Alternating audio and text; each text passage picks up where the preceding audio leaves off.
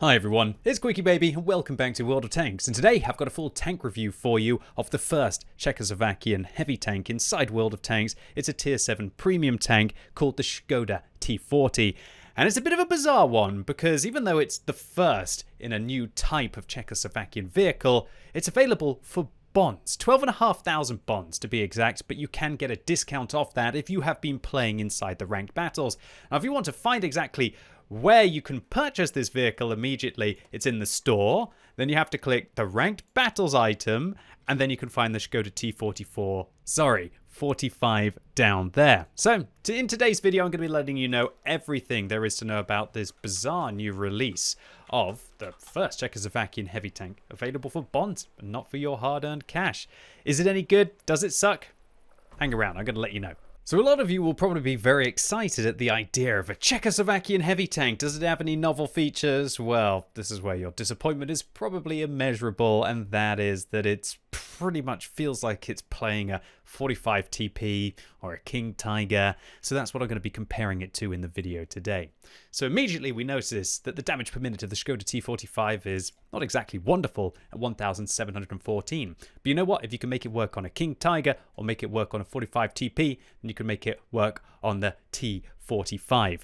The penetration on this vehicle's 88mm is 194, which is very decent, comparable to all of the other tanks in this equation. And it does actually have really good heat rounds with 250mm of penetration there if you fancy loading the gold a little bit. However, not all 88mm seem to be equal in World of Tanks, and that's because this vehicle has 220 alpha damage. That's very low for a heavy tank at tier 6, let alone at tier 7. The Tiger with its 88mm is now packing 280. You've got the King Tiger, which is doing 240, and the 45 TP, along with the T29 with their 105mm caliber guns, can deal 320. This means that the Skoda T45 kind of has this really awkward alpha damage where it works against some medium tanks at its tier. Not all medium tanks. Some medium tanks are now packing 300 alpha damage at tier 7. And you just can't really feel like you're making very good trades with the tank unless you're firing multiple times for the enemy hopefully missing or dealing damage to you once. All in all, bad alpha damage and bad DPM can often mean a very poor tank, and all of the other vehicles in this comparison have far better firepower than the Skoda T45. So now on to the gun handling. Good news here?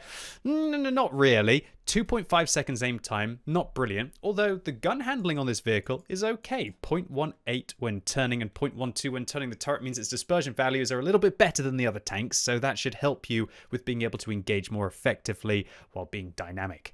The accuracy for this low caliber gun is also very disappointing. 0.38 means you're not going to be able to snipe like a German.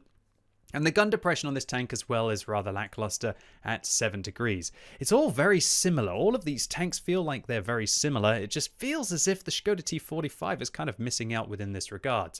Okay, now on to mobility. Is this where the Czechoslovakian vehicles, the heavy tanks, are going to be fast like their medium tank brethren? Not really. The tank is for some reason limited at 30 kilometers an hour, which means that I had to use a turbo on this tank for it to feel even remotely quick, and quick is definitely a stretch of the use of the word. It feels outright slow for the most part, even with a turbo. The tank's saving grace, however, is that its reverse speed is pretty good at 14 kilometers an hour. With a turbo, you can get that up to 16, and so you can pull back round corners fairly quickly, or alternatively, stop that pesky tank from being able to flank you. All in all, though, yeah, it doesn't feel like the most mobile tank, and it's definitely a notch down on the 45 TP if any of you have played the tier 7 Polish heavy tank. The weight of the vehicle at just shy of 47 tons, again, puts you in this awkward position where you can ram if you can get up to speed if you're playing against mediums and lights, but there will be heavy tanks out there, especially when you're meeting mostly tier 8 and tier 9 vehicles.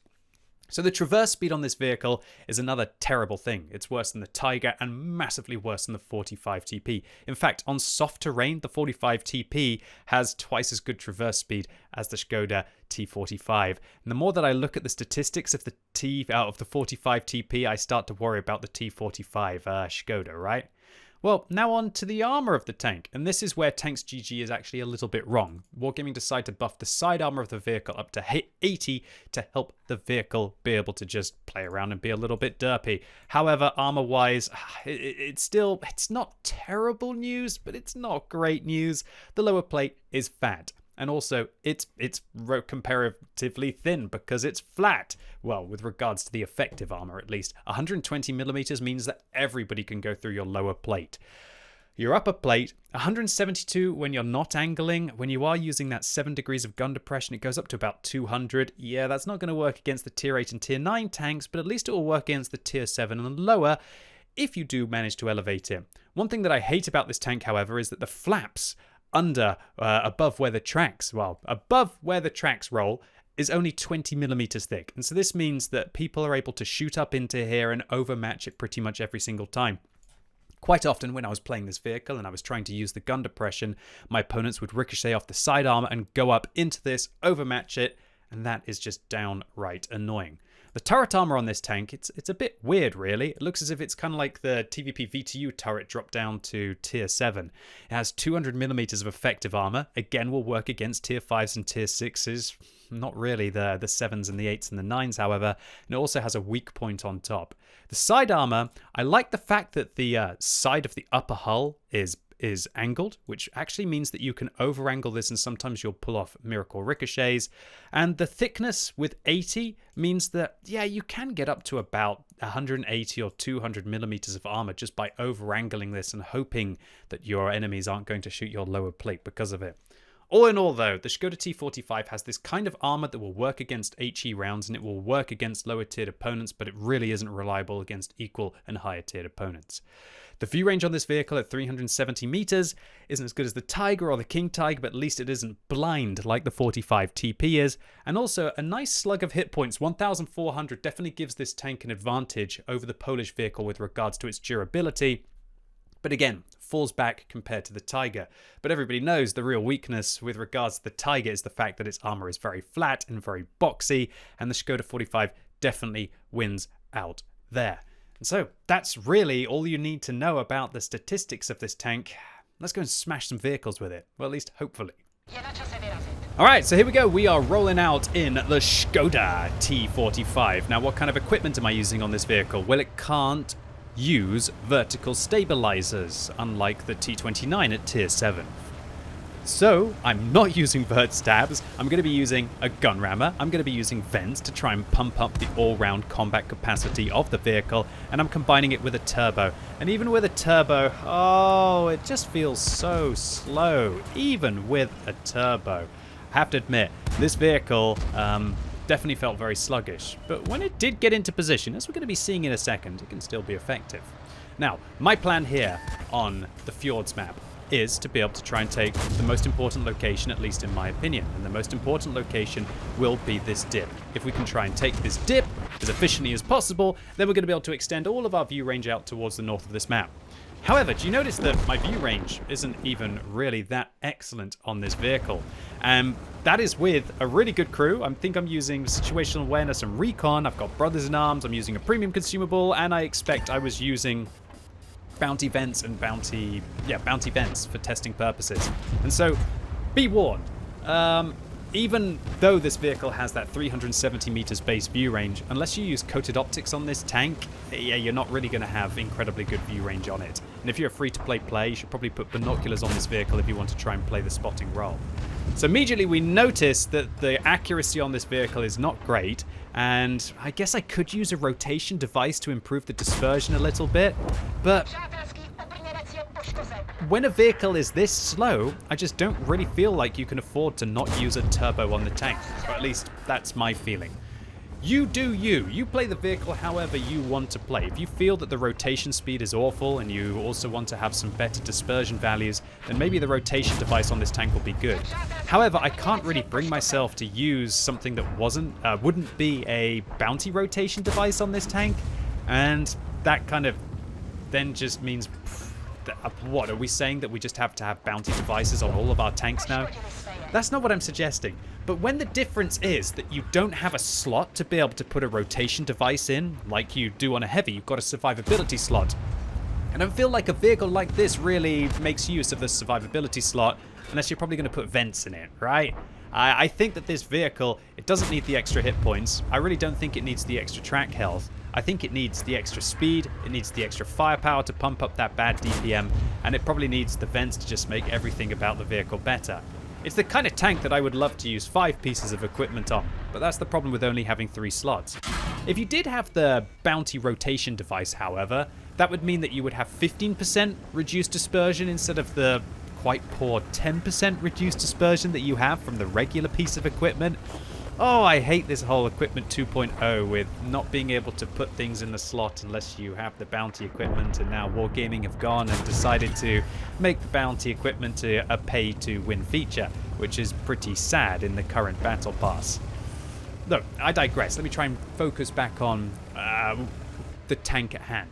And I guess the reason why I'm deviating and highlighting these features is because it's the kind of tank that just doesn't really have all of the statistics that you would want to become an enjoyable vehicle. That's how I feel about the tank. For me, it wasn't really I really want to spend all my bonds on this tank and play it a lot.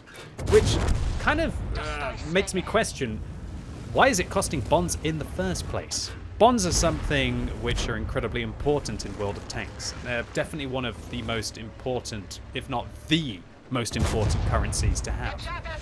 When we see how much some of the vehicles went in the black market for gold over the last few years, and people willing to spend 50,000 gold on a Type 59, yeah, I think the only thing that's stopping World of Tanks from just going like taking it up a notch with, should we say, the pay to win inside the game, is the fact that bonds are still a currency that you have to kind of play to be able to get, and not something that you can just purchase. Because if people could get the bond equipment, that would be truly outrageous.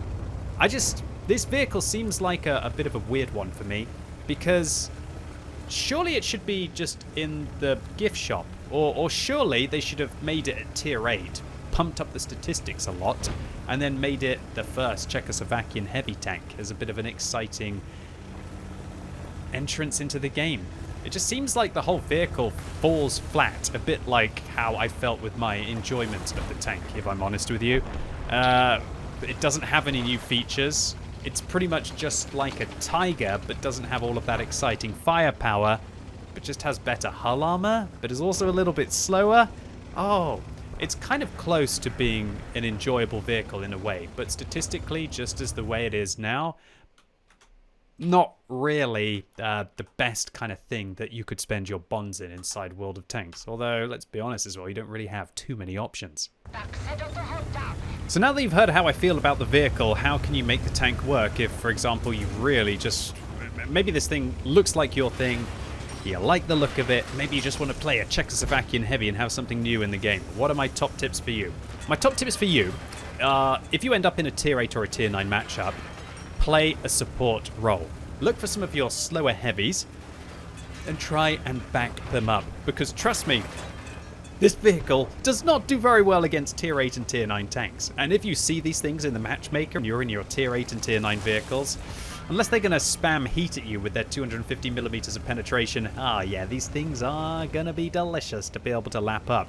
1,400 hit points, really low DPM and alpha damage, and okay penetration, I guess, if they fire gold, but not really if they don't. Yeah, these things are going to be absolutely delicious for all of your tier 8s to be able to lap up. So I had my best success in this tank when I played a support role in my tier 8 and tier 9 games, but when I was in these kind of matchups against the tier 7 and tier 6 tanks, where I was trying to push the tempo on medium tank flanks. I look at the enemy team, I see the IS, he's got 390 alpha, I got 220. I see the T29, he's got a great turret that I can't really go through, and he's got 320 alpha damage, 100 more than me. Why would I go and fight those kind of vehicles? I felt that this tank, with its armor layout, and with a turbo on it, and its okay power to weight ratio and good slug of hit points, 7 degrees of gun depression, the list kind of goes on for being just an all-round, but still very all-round mediocre tank, did very well against mediums. So that is how I would recommend to play this tank. Go and try and bully the equal tier mediums and the lower tier mediums on the medium flank. Now, in this kind of a situation, it might kind of screw my team over, at least my heavy team within the town. Luckily for me, we have some other medium tanks going and backing them up there. But in some situations, I guess the IS and the T29 would use the advantage that they have against my team and probably win the town. But in the majority of scenarios, it's probably going to be a little bit of a draw, or maybe my team is going to lose. But then I'm hoping that I can make enough of a difference on the medium flank that then we've either won this one and we could go around and flank before my town has lost, or alternatively that I have the hit points left over after dealing with the mediums, that I can go and brush aside the remaining hit points of hopefully the damaged heavies. So this 88mm, it's not looking too bad here, but does anyone else just feel a little bit that this doesn't feel like a tier 7 kind of heavy gun? I think it would be okay on a tier 6 heavy, but tier 7 it just definitely feels a little lackluster. I'm getting quite fortunate here that the enemies aren't able to hit my lower plate, but you know what, with the 80mm of side armor and the 110mm of frontal hull armor, yeah, it does feel okay for being able to side scrape in those scenarios. Now hopefully I can manage to hide my lower plate here against the Panther, which is why I'm going to get into cover. I'm going to try and also push around the corner here to try and harass the T20, because I don't think the Panther's going to be going for me, or maybe they will. Will the Panther shoot me? Oh, the Panther shoots me again. They're using the 75mm, which I think that one has 190mm of penetration. So that is kind of right on where my armor will be working as long as they don't hit my lower plate. And I blind fire and we can see the shell disappear, meaning that we did manage to tag the Panther here. Spoilers, this T20 on the enemy team is actually a very good player. I think they have something like a 55% win ratio, and I'm very happy that by coming to this flank, we didn't allow the enemy team to be able to win this scenario. The pressure that we put up by using this frankly overpowered position here and just lighting up all of the enemy team and stopping them from being able to use this position here just really won our team the game.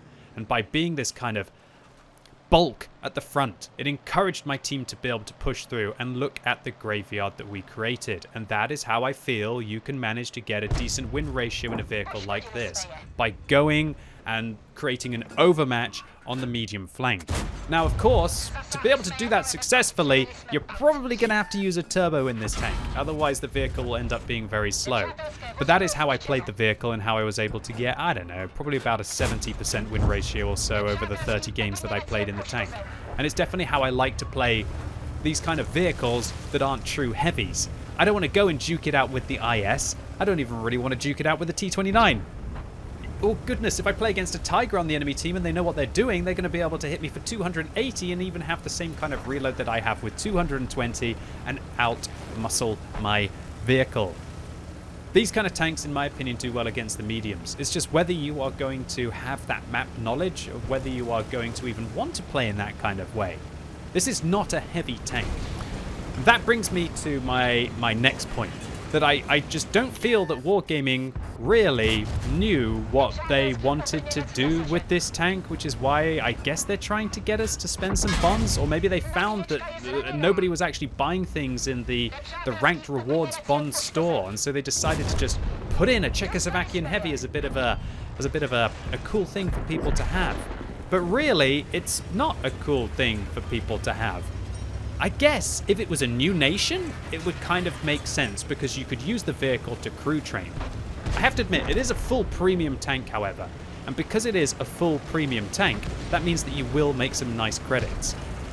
However, you could just go and crew train in your medium tank if you really wanted, and then use that crew for the Czechoslovakian heavies when they hopefully inevitably come to the game this year. How do I miss the last shot of a tank review? That's disappointing. But yeah, let me just clarify that once again.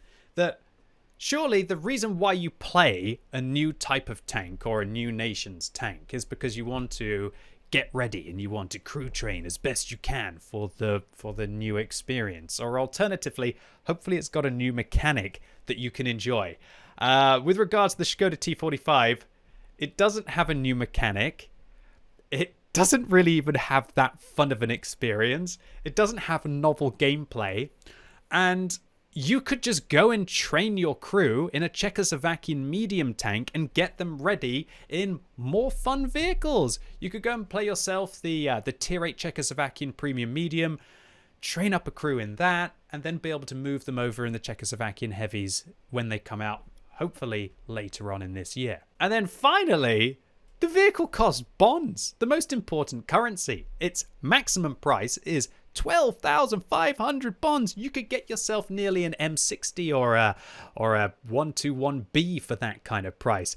Or you could invest in buying bond equipment and go and make a Tier 8 premium tank, hopefully a very good one, to the next level by having bond equipment on it, and then you'll have a really good credit maker. This vehicle, it feels as if Wargaming just think that they can put anything into the game, and I honestly think this is just lazy. I think it's lazy tank design, or maybe they developed the vehicle and they thought, wow, it's not really very exciting. There's nothing that we can do with it. Let's just throw it in the bond store and hopefully get people to spend some bonds so they have to grind at tier 10 to be able to earn it. All in all, it's incredibly lackluster stuff. Firstly, from a production point of view, and secondly, from a user experience point of view. Look, don't get me wrong. This isn't some awful vehicle that if you decide to buy for bonds that you aren't going to be able to enjoy. You certainly will. You will be able to have some games. It might not be the most exciting dramatic gameplay, but as we can see from the 2 rounds that I had, if you have enough upper hull armor and you have a gun and you know how to play, then you can still have good games. It's just, there's a lot of competition in World of Tanks now. I'm not talking about with the player base, but for vehicles that want you to play them. There's so many in the game. Does this one justify your time? Probably not. So our first game on Fjords was 1,325 base experience, enough to be able to get an ace tanker here. We finished second on damage, but more importantly, we get 3,400 spotting by putting ourselves in that kind of medium tank position. If we take away all of the bonuses, this looks like a 60,000 credits raw game, showing you that this tank truly does have premium status with regards to its credit income. Next one on Runeberg, this was a high caliber and a steel wall for the 3,000 damage that we dealt with, 1,439 base and 1,550 spotting, and we make again a decent amount of credits profit, although I was running a credit booster at the time. So all in all, Skoda T45, a real disappointing entry for what could have been some kind of a novel experience of a Czechoslovakian heavy. Doesn't fill me with much confidence for what Wargaming has planned for the line later on in the year. So Wargaming, surprise me, but hopefully make it a really interesting addition to the game, because I feel like you did a really good job with the Polish mediums, and I love playing the CS63. I'm looking forward to seeing what the Czechoslovakian heavies will be. I think that this vehicle shouldn't have been sold for bonds. I think it should have been some kind of mission marathon, and it should have probably been at tier 8 and should have probably had a novel feature. Or if it doesn't have any of those, just, I don't know, sell it in the premium store for a small price for everyone who just wants to have a vehicle that probably is the least exciting new type of tank for a nation in the history of the game. And I remember you, Matilda Black Prince. Anyway, ladies and gents, boys and girls, that's it for today. Really hope this video was useful. If it was, make sure you give it a thumbs up if I demystified the Skoda T45 a little bit. If you hated the video, give it a thumbs down, however. And let me know in the comments what you think about the tank. Did you race into the store to be able to buy it for bonds? Are you absolutely loving the tank? Are you a little bit disappointed with the tank? And especially for all of you tank collectors out there, just how mediocre and how unseasoned and how boring does a tank have to be that you wouldn't spend 10,000 bonds on? Which is pretty much how much most people are going to have to spend to be able to get this tank, before you finally realize that being a tank collector is not even a fun hobby.